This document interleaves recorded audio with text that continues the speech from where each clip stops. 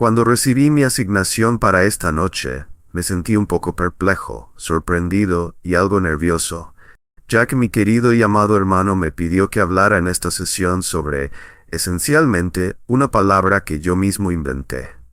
Literalmente, acuñé una palabra, una frase, un concepto: gnosticismo étnico. Luego usé esa frase durante una entrevista con otro querido hermano, James White, quien desde entonces ha estado utilizando el término. Así que, esta noche, lo que quiero hacer es compartir un poco lo que intentaba transmitir con esa palabra, y por qué creo que es útil para arrojar algo de luz sobre al menos algunos de los problemas con los que estamos lidiando. Sabemos que el gnosticismo proviene de la palabra griega gnosis, que significa conocimiento. La herejía gnóstica estuvo presente en el siglo I. El gnosticismo se basa en un conocimiento especial, un conocimiento inmediato. Y cuando digo conocimiento inmediato, no me refiero a un conocimiento en este momento. Me refiero a un conocimiento que no necesita ser mediado a través de una fuente. Es un conocimiento que no tiene que ser mediado por la palabra de Dios. Es conocimiento inmediato, intuitivo, un conocimiento que separa a los iniciados de los no iniciados. Esa es la idea del gnosticismo. Utilizo la frase gnosticismo étnico para explicar el fenómeno de personas que creen que, de alguna manera, debido a su etnicidad, tienen la capacidad de saber cuándo algo es racista. Recuerdo que, no sé, tal vez en los años 90 había un dicho: es algo de negros, no lo entenderías. ¿Verdad? Y la idea es que, si voy a un restaurante y me siento y alguien me mira de cierta manera, o si estoy comprando en una tienda y el dependiente me mira de cierta manera, o si un oficial de policía me detiene y me habla de cierta manera, yo sé cuándo es racismo. Y tú no puedes decirme que no lo es. Y aunque hagas o digas algo hacia mí, yo sé si es racismo, y tú no puedes decirme que no lo es. Y no puedes decirme que no lo es. Y no puedes decirme que no lo es. De hecho, si haces o dices algo hacia mí y yo sé que es racismo, y luego vienes y dices, bueno, no, eso no es lo que quise decir, entonces eso es solo tu privilegio hablando. Porque según el concepto de privilegio blanco, tú no sabes lo que no sabes. ¿Qué tal eso? Tú no sabes lo que no sabes, pero yo sí. Eso es gnosticismo étnico. Esta idea de que de alguna manera, debido a mi etnicidad, debido a mi posición como minoría, yo sé lo que es la opresión y cómo se siente, y no necesito necesariamente tener evidencia para probarlo. Y debido a la posición de otros como no minorías y no oprimidos, ellos no lo saben. Ellos tienen un privilegio del cual ni siquiera son conscientes. Literalmente la frase es: tú no sabes lo que no sabes. Así que tienes que ser enseñado acerca de lo racista que eres, pero a mí no se me tiene que enseñar cuándo tú estás siendo racista. Eso es gnosticismo étnico. Y es una idea problemática. Yo argumentaría que está enraizada en el marxismo cultural, que reduce todo a raza, clase, sexo, género. No es como el marxismo clásico que divide a las personas en la burguesía y el proletariado, entre los que tienen y los que no tienen, entre aquellos que controlan los medios de producción y los que no. En el marxismo cultural divides el mundo entre aquellos que establecen y se benefician de la hegemonía cultural y todos los demás que son oprimidos por ella porque, por alguna razón, no forman parte de ese grupo dominante. Esta idea está arraigada en eso, y no se trata solo de un tema de negros y blancos. Esta idea del gnosticismo étnico va más allá, porque, por ejemplo, si una persona transgénero, ustedes entienden la diferencia entre transgénero, transexual, ¿verdad? Transgénero simplemente significa que mi cuerpo es de una manera, pero mis sentimientos son de otra. Transexual significa que me someto a cirugía para hacer algo al respecto. ¿Ok? Entonces, si soy una persona trans y estoy en una tienda y alguien me mira de cierta manera, yo sé cuándo me están juzgando por eso. Si soy una persona homosexual, yo sé cuándo me están juzgando y oprimiendo por eso. Si soy una mujer, Yo sé cuando me están oprimiendo o juzgando por el hecho de que soy una mujer. Porque al estar en estos grupos particulares y pasar por una vida experimentando estas cosas una y otra vez, una persona está en una situación en la que simplemente sabe. Y al estar en un grupo dominante, donde no tienes que preocuparte por esas cosas, eso te pone en un escenario y en una situación en la que literalmente no sabes lo que no sabes. Tú eres una persona racista, intolerante, homofóbica, transfóbica y cualquier otro fóbico que puedas ser, ya sea que seas consciente de ello o no, ya seas creyente en Cristo o no. Porque aparentemente Cristo puede transformarnos y lidiar con todo tipo de pecados, pero este de alguna manera evade la cruz. Y todas las personas, sean cristianas o no, todavía sufren por este pecado. Además, esta idea está enraizada en el marxismo cultural porque se basa en el concepto de que mi identidad está determinada por el grupo al que pertenezco. Ese es el aspecto esencial de mi identidad. Mi grupo puede ser mi etnicidad, puede ser mi género, puede ser mi llamada orientación sexual, puede ser cualquiera de estas cosas, pero esa es la esencia de quién soy. Y finalmente, mi identidad se entiende en el contexto de nuestra lucha. Esta idea de nuestra experiencia e identidad cultural compartida. Las representaciones mediáticas tienen mucho que ver con esto. Y es interesante porque es casi una profecía autocumplida. Entonces yo soy parte de un grupo particular. Por ejemplo, yo soy una persona negra y nací dentro de mi cultura, nací dentro de mi etnicidad, nací dentro de mi entorno, y mi familia, de alguna manera, da forma a mi comprensión de quién soy. Pero también, cuando veo imágenes de mí mismo en los medios, eso también puede, positiva o negativamente, empezar a dar forma a quien creo que soy. Y sabemos que las representaciones en los medios siempre son exactas. Estereotipos. Estereotipos. Esta es otra gran parte del asunto. Y los estereotipos son una parte normal de la vida. Estaba con mis hijos el otro día, caminando con los 7 más pequeños, y alguien los miró, como ya los había visto antes, y comentó sobre lo mucho que han crecido. Luego preguntó, ¿juegan algún deporte? Respondí, no, en realidad, todos son músicos. Están muy concentrados en la música ahora mismo y no están haciendo deportes. A lo que dijeron, parece que deberías tener un equipo de baloncesto. Ahora digo esto, y veo que algunos de ustedes están negando con la cabeza, ¿verdad? Porque están pensando en un estereotipo, ¿cierto? Están pensando, eso es racista, ¿verdad? Era un miembro de una familia negra quien lo dijo. Ahora déjenme hacerles esta pregunta. ¿Por qué un miembro de una familia negra puede decirme eso y no es racista?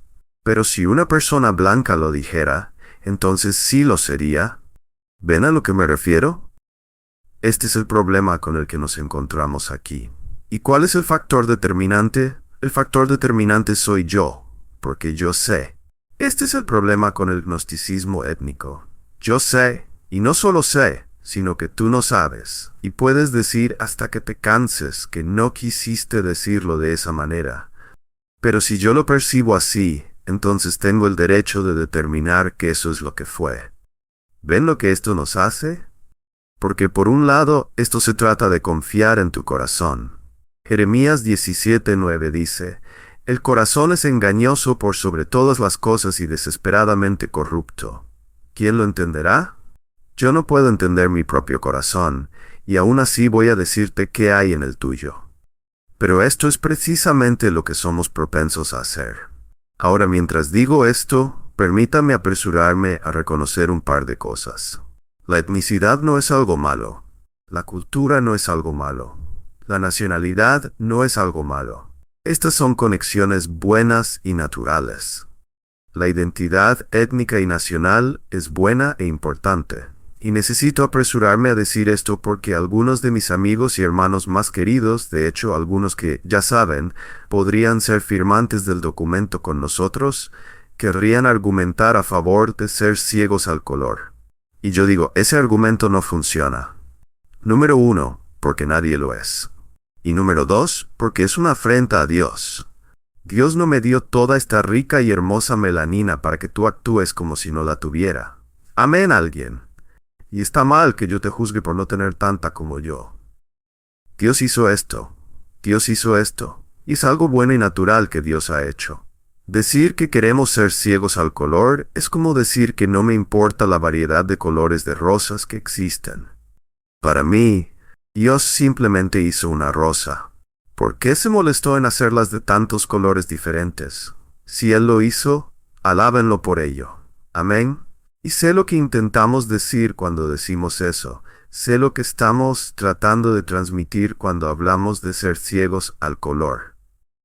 Pero si voy a decir por un lado que tengamos cuidado con el uso de terminologías como justicia social, entonces también debo ser justo y decir por otro lado que tengamos cuidado con el uso de términos como ser ciegos al color, porque eso no está bien. No es posible, en primer lugar, y no está bien. Y me encanta porque cuando las personas dicen yo soy ciego al color y dicen no veo el color, inmediatamente empiezan a darte pruebas. ¿Y cuál es la prueba? Tengo amigos que son de este color y amigos que son de aquel color. ¿Cómo sabes eso si no ves el color? Pero lo que estamos tratando de decir es algo diferente y algo importante. Pero digámoslo, llegaremos a eso. ¿Qué es lo bueno de esto? La identidad étnica y nacional es un canal para la cultura y la tradición. Y eso es importante. Eso es bueno. ¿Cuántas veces, saben, cuando salimos de vacaciones y viajamos a otro país, regresamos con fotos? Generalmente no son fotos de cosas que son exactamente iguales a la cultura y tradición de nuestro hogar. Usualmente queremos mostrar a las personas la belleza de la cultura y la tradición que vimos allí, que no es como la nuestra. Y eso es algo bueno. Amén. Esta idea de ser ciegos al color nos aleja de eso. La identidad étnica y nacional nos enseña dependencia y humildad. ¿Cómo? Ningún grupo posee todo lo bueno. Amén. Yo pertenezco a un grupo que tiene fortalezas y pertenezco a un grupo que tiene debilidades. Miro a otros grupos de personas que son fuertes donde yo puedo ser débil y que pueden ser débiles donde yo soy fuerte. Y aprendo dependencia y humildad al reconocer eso. Ningún grupo posee todo el conocimiento. Alabado sea Dios por eso. ¿Saben? Una de las grandes cosas de Estados Unidos es que, a diferencia de la mayor parte del mundo, y esto es algo que realmente me ha impactado viviendo en Zambia, yo vivo en una cultura muy homogénea. La mayoría del mundo es muy homogéneo. En la mayoría de los países del mundo, las personas son de la misma etnia, el mismo trasfondo y la misma cultura. Se ven igual. En los Juegos Olímpicos, por ejemplo, ves que las personas de este país se ven de una manera y las personas de ese país se ven de otra manera. Así es la mayor parte del mundo. Y luego está Estados Unidos. Tenemos personas que parecen provenir de todos los demás países. Y una de las grandezas de Estados Unidos es cómo lo mejor y más alto de las culturas de todo el mundo se unen para formar algo mejor y más alto. Eso es algo bueno. No quiero vivir en un mundo donde ignoremos eso. No es correcto vivir en un mundo donde ignoremos eso. Eso es algo bueno. La identidad étnica y nacional nos enseña providencia. Nos enseña providencia. Cada cultura, cada nacionalidad, cada etnia tiene una historia que puede rastrear. Mi etnicidad me enseña sobre la providencia. Mi etnicidad me enseña sobre la providencia. Me enseña sobre la providencia al saber de dónde vengo, cómo llegamos aquí y cómo, por la gracia de Dios, sobrevivimos. Eso me enseña sobre la providencia de Dios. He estado viviendo y sirviendo en África durante los últimos 3 años y medio, y casi todos los días me he sentido recordado de algo. Es asombroso que mis antepasados fueron arrancados de este continente, pero a la vez estoy en el país más grande que jamás haya existido en la historia del mundo. Los afroamericanos más saludables, ricos, educados y prósperos del planeta están en Estados Unidos. ¿A qué otro lugar en el mundo quieren ir a vivir los afrodescendientes que sea mejor que este? ¿Qué es eso? Eso es providencia. ¿Alguien habría elegido eso? Absolutamente no. Pero miras hacia atrás y ves la providencia. Si ignoras la cultura y la etnicidad, no ves la providencia. Aprendes sobre las consecuencias del pecado. Es una lección importante, aprender sobre las consecuencias multigeneracionales del pecado. Y por cierto, permítanme detenerme aquí por un momento y decir esto, porque creo que es una lección que necesitamos aprender. Si no tenemos cuidado, nuevamente, cuando hablamos del tribalismo y de cómo estamos abordando todos estos temas, no debemos perder de vista algo. Todos los que han hablado aquí han reconocido que hay grandes problemas, males y maldades que deben ser abordados. Pero no olvidemos esto. Una de las razones por las que estamos pasando por lo que estamos pasando ahora mismo es, citando a Malcolm X. Sí, estoy a punto de citar a Malcolm X en la iglesia, que los pollos de América han regresado al gallinero. Hay un gran pecado en nuestra historia, y no puedes hacer esas cosas sin enfrentar consecuencias más adelante en la línea del tiempo. No olvidemos eso cuando hablamos de este tema. No dejemos que lo único que hagamos al hablar con nuestros hijos sobre esto sea decir, sí, esta gente está usando este lenguaje y están hablando de estos temas y están haciendo de esto todo el problema. Tal vez eso sea cierto, pero también es cierto que lo que enfrentamos hoy es el fruto de terribles pecados y atrocidades. Y no necesitas ser un guerrero de justicia social para reconocer eso. ¿Amén? Pero la identidad étnica y nacional no lo es todo. Es importante, pero no lo es todo. Entonces, ¿cómo manejamos esto? ¿Cómo lo equilibramos? Creo que tenemos un ejemplo. Miremos juntos Romanos capítulo 9 y veamos brevemente aquí una manera mejor. Mira lo que Pablo dice en Romanos capítulo 9 comenzando en el versículo 1. Digo la verdad en Cristo, no miento. Mi conciencia me lo confirma en el Espíritu Santo. Siento una gran tristeza y un dolor constante en mi corazón. Desearía yo mismo ser maldecido y separado de Cristo por el bien de mis hermanos, los de mi propia raza. Amo a mi pueblo. Eso es lo que Pablo está diciendo aquí. Mis hermanos según la carne. Pablo no está diciendo soy ciego al color. La etnicidad no significa nada para mí. Soy un ciudadano del reino de Cristo y ni siquiera pienso más en esa gente. Eso está mal. Eso no es bíblico. Eso está mal.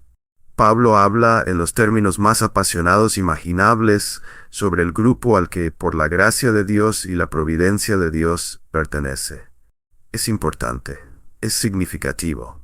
Y aquí está la gran ironía. La gran ironía es que hay personas que no entienden esto cuando lo ven en ciertos grupos minoritarios, pero luego, si les preguntas acerca de su propia familia, pueden decirte qué porcentaje son escoceses, qué porcentaje son irlandeses, en qué barco llegaron sus antepasados y todas estas cosas maravillosas, ¿verdad?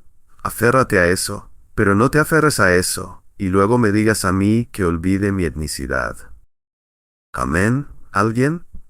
El narcisismo étnico está roto y es pecaminoso. Y estoy aquí para hablar en contra de ello. Pero no quiero que te confundas y pienses que de alguna manera estoy argumentando que la etnicidad de alguien no es importante. Pablo deja esto dolorosamente claro. Desearía yo mismo ser maldecido y separado de Cristo por el bien de mis hermanos, los de mi propia raza, los israelitas.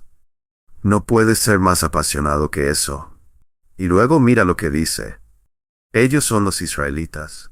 De ellos son la adopción, la gloria divina, los pactos, la recepción de la ley, la adoración en el templo y las promesas. De ellos son los patriarcas, y de ellos, según la carne, procede Cristo, quien es Dios sobre todas las cosas. Bendito sea por siempre. Amén. Él es específico, no solo sobre este grupo de individuos, sino también sobre lo que es tan apasionante con respecto a este grupo de individuos. ¿Y a qué apunta? A la providencia. La providencia. No está diciendo simplemente nuestro color de piel, nuestra ubicación geográfica, meramente nuestra. No es más que eso, pero también hay límites a esta conexión. Y me encanta el hecho de que no sea un caso de o esto o aquello. Miremos, comenzando en el versículo 6. No es que la palabra de Dios haya fallado. porque no todos los descendientes de Israel son Israel, ni por ser descendientes de Abraham son todos hijos de Abraham. Al contrario, tu descendencia se establecerá por medio de Isaac. En otras palabras, no son los hijos según la carne los que son hijos de Dios, sino que los hijos de la promesa se consideran descendencia. Nuestra conexión con Cristo es más importante. Amén. Nuestra conexión con Cristo es más importante. Hay un peligro a ambos lados del camino, amigos. Hay un peligro en el lado del camino que intenta actuar como si fuéramos ciegos al color, como si la etnicidad no importara, como si la etnicidad no fuera importante. Y hay un peligro en el otro lado del camino que dice que la etnicidad lo es todo, que debemos comenzar allí y no en la cruz. Hay un peligro en ambos lados del camino. Este es el gran problema del gnosticismo étnico, o al menos uno de ellos. ¿Cuál es el peligro? ¿Qué es lo que causa esta idea? En el tiempo que tenemos, hablemos de lo que hace. Primero, creo que compromete las relaciones genuinas. Lo mencioné brevemente antes. El hecho de que ha habido una unidad falsa que ha sido expuesta a través de estas controversias. Personas que, ya saben, eran hermanos de otra madre. Y luego surge un tema de este tipo.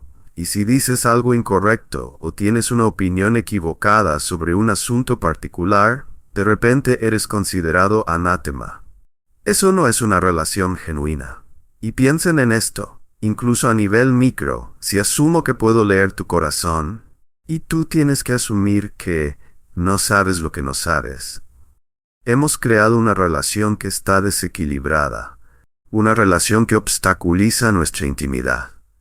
Piensa en eso. ¿Quién quiere tener una relación con alguien en la que tú, en lo mejor de tus habilidades, estás amando a esa persona?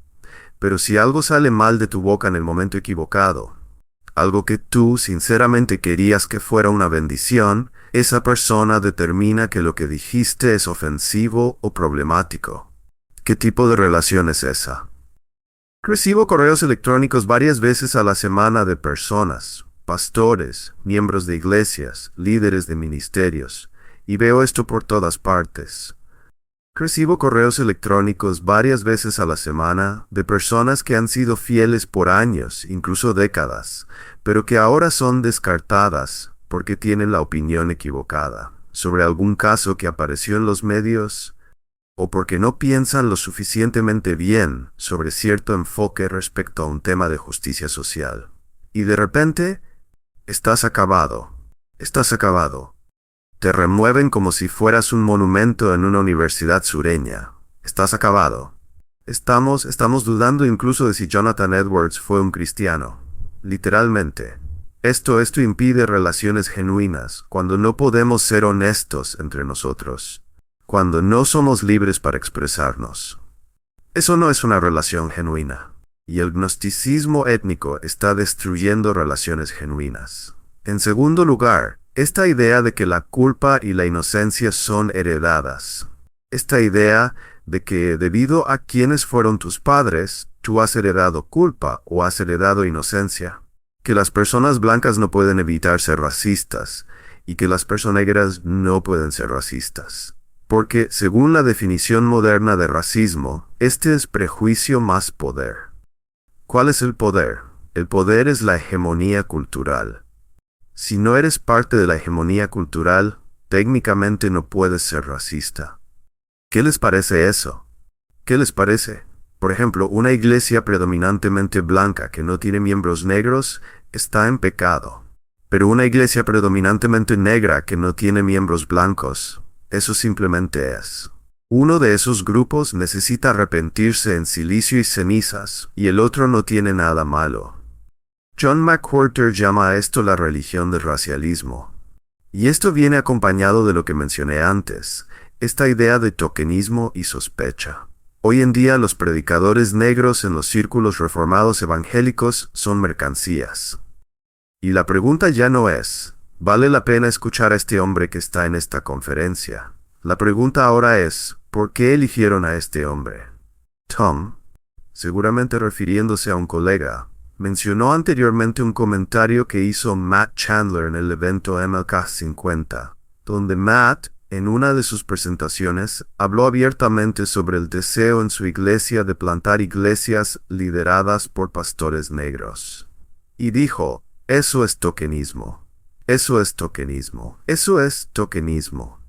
Y Matt estaba hablando desde un deseo apasionado de ver reconciliación. Pero permítanme usar este ejemplo para explicar de lo que estoy hablando. Porque una vez más, lo que para una persona es justicia social, para otra persona es una atrocidad. Yo fui a estudiar a la Universidad de Oxford en Inglaterra. Algunas personas piensan que fui a Oxford porque soy pretencioso, pero terminé mi último año de licenciatura en Southeastern, como el primer año de mi doctorado en Oxford. No fui allí porque quería obtener un segundo doctorado. No soy masoquista ni nada por el estilo. Pero porque Oxford. ¿Saben una de las principales razones por las que lo hice? Porque si salía de los Estados Unidos y estudiaba en una universidad del Reino Unido, nadie podría acusar a la institución de haberme otorgado mi título debido a tokenismo o acción afirmativa. Estaba cansado de las suposiciones que la gente hace debido a esta actitud que dice que el color de tu piel te hace el hermano débil y tenemos que bajar el estándar para ti. Y de nuevo, Matt nunca diría eso. Matt nunca diría eso. Matt nunca diría eso, ni lo insinuaría. Pero para muchos, eso es exactamente lo que dijo. Y aquí está lo interesante. Si tú dices eso en medio de tu penitencia por tu privilegio blanco, obtienes un pase debido a esta religión del racialismo. Escuchen esto, de John McWhorter. Si no conocen a John McWhorter, deben conocerlo. Es un artículo que escribió titulado La expiación como activismo. Es un poco extenso, pero creo que entenderán por qué vale la pena. Quiero destacar varias cosas de este texto. Escuchen lo que dice. Esta forma de autoflagelación se ha convertido en la nueva forma de iluminación sobre los temas de raza. Califica como una especie de adoración. Las similitudes con el cristianismo son casi asombrosamente claras. El privilegio blanco es el pecado original del blanco secular, presente desde el nacimiento e inevitablemente imposible de erradicar. Uno hace penitencia declarando interminablemente este privilegio, con la esperanza de algún tipo de perdón. Este nuevo culto a la expiación tiene menos que ver con los negros que con los blancos. Esa es la gran ironía. Hace 50 años un blanco que aprendía sobre los problemas raciales salía preguntándose, ¿cómo puedo ayudar? Hoy, esa misma persona, con demasiada frecuencia, termina preguntándose, ¿cómo puedo demostrar que soy una persona moral? Y aquí hay otro problema. No estoy seguro de que los blancos educados de hoy entiendan cuán inalcanzable es la absolución que están buscando. He aquí el gran problema con el gnosticismo étnico, o al menos uno de ellos. ¿Cuál es el peligro? ¿Qué causa? Nunca serás lo suficientemente arrepentido. Hemos pasado de un tiempo en el que la mayoría de los blancos no eran conscientes de que el racismo era un problema para los negros, a un tiempo en el que los blancos están aterrados ante la posibilidad de albergar racismo en sus almas. Están aterrorizados por la posibilidad de ser señalados como herejes, olvidando que las indulgencias que compran y las oraciones que hacen por sus almas tienen más que ver con ellos mismos que con cualquier persona negra. Qué ironía, ¿verdad? Como mencioné anteriormente, hay personas que durante décadas han estado sirviendo a sus comunidades, amando a sus hermanos y hermanas, y que de repente se encuentran con esta religión del racialismo. Y de repente, nada de eso importa. No importa que hayas estado marchando frente a las clínicas de aborto durante 2 décadas por el genocidio de bebés negros. Lo que importa es qué tan arrepentido estás por el último tema de moda. Quiero saber qué tan arrepentido estás por el último tema. Y no importa lo que hayas hecho. Esas no son relaciones genuinas, nunca lo serán. Porque en relaciones genuinas debo ser libre. Debo ser libre para equivocarme y que tú me ames, me corrijas y no descartes toda mi persona por un error. Piensa en esto. Lo que está ocurriendo en muchos círculos es que hay personas que, independientemente de lo que han hecho o de quiénes han sido, si cometen un error en uno de estos temas, si citan a la persona equivocada o toman una postura incorrecta sobre un asunto, de repente el resto de su vida ya no importa. Todo lo que han hecho queda invalidado porque, amigo mío, eres un racista. Y el racismo es el nuevo pecado imperdonable. Esto quedó claro en el evento MLK 50. Martin Luther King, un adúltero en serie que negó doctrinas esenciales de la fe cristiana. Bueno, él está bien, ¿no? Está bien. Pero ese Edwards, ese Jonathan Edwards, hay universidades que están eliminando nombres que honran a Jonathan Edwards. ¿Por qué? Porque fue dueño de esclavos. Y ese es un pecado imperdonable. Ahora bien, aquí está mi punto. Yo he citado a Jonathan Edwards. Yo he citado a Martin Luther King Jr. ¿Por qué? Porque hay algo que no estoy dispuesto a hacer. No puedo ni quiero vivir en un mundo donde, antes de citar una declaración correcta y verdadera de alguien, tenga que revisar toda su vida para asegurarme de que nunca pecaron de una manera que sea considerada políticamente incorrecta hoy. Gandhi dijo algunas cosas que son verdad. ¿Amén? Pero hoy vivimos en un tiempo en el que hay un nuevo pecado imperdonable. Y aquellos que son considerados culpables de ese pecado imperdonable deben ser rechazados, despreciados, destruidos y eliminados. Ahora combina estas dos ideas, el pecado imperdonable que invalida todo lo demás que has hecho y un sistema que te declara culpable de manera arbitraria. ¿Es esto donde estamos ahora? Por la gracia de Dios aún no. ¿Pero es previsible? Claro que sí.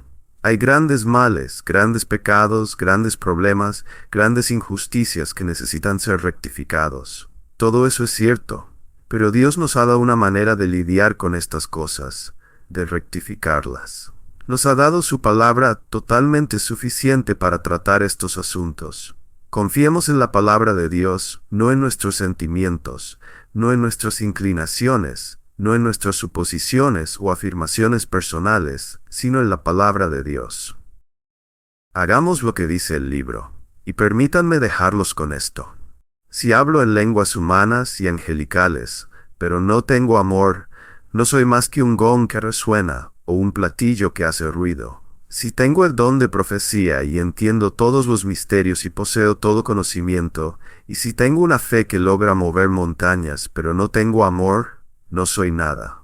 Si reparto entre los pobres todo lo que poseo, y si entrego mi cuerpo para que lo consuman las llamas, pero no tengo amor, nada gano con eso. Escucha esto.